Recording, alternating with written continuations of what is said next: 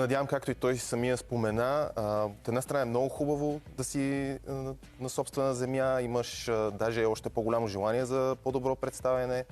Надявам се да успее така да се абстрахира от еуфорията и от желанието на всички нас, нали, която му даваме така едно напрежение.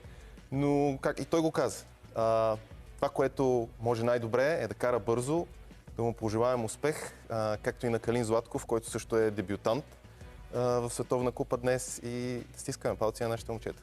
Успехи на вас двамата в коментара на първия мач. След него обратно ще бъдем тук в студиото. Аберт Попов ще бъде с номер 17 на стартовата редица. Калин Златков пък е 68-70, така че останете до последния момент с първия мач, а вече след неговия край с Киро и с Жито ще бъдем отново тук, за да обсъдим конкретно вече в детайли представянето на двамата българи, така че приятно гледане.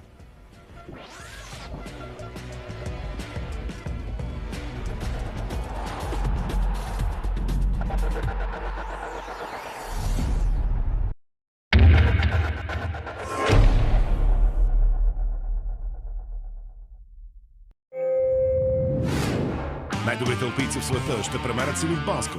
Това е от най-атрактивните дисциплини – гигантски слалом и слалом. Гледайте Световната купа по ски алпийски дисциплини на 10 и 11 февруари. По нова спорт, Диема Спорт 3 HD и Диема Спорт 3 4K.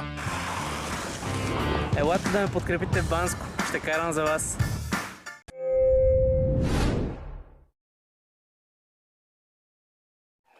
Приготви се за снежни емоции с А1.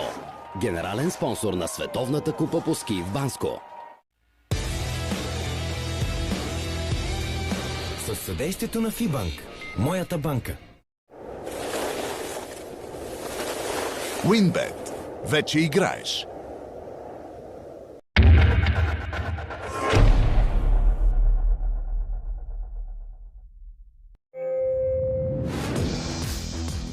Волсбург не познава домакинската победа от ноември, а фановете не пестят гнева си срещу вълците.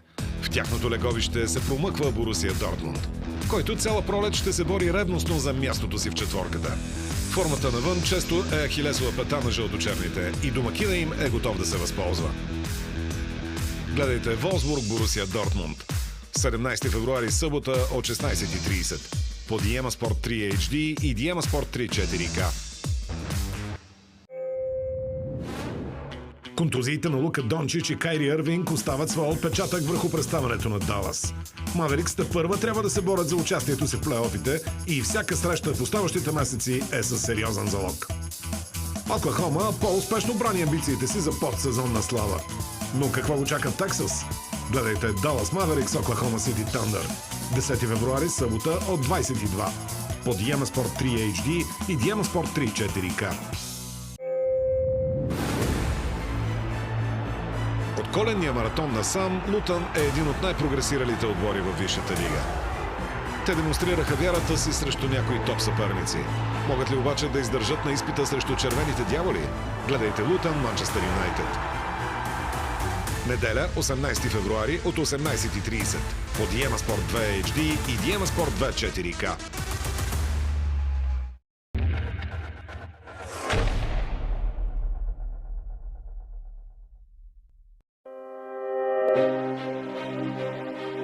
Ето ни вече с картина на живо от Зимния дворец в София. Отборът на ЦСК е вече на реда. Очакваме хокеистите на Славия всеки момент да се появят в пълен състав за началото на двубоя.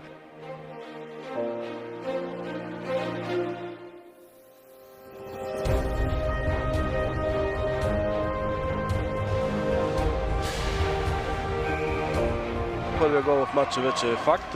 Иван Ходулов открива резултата.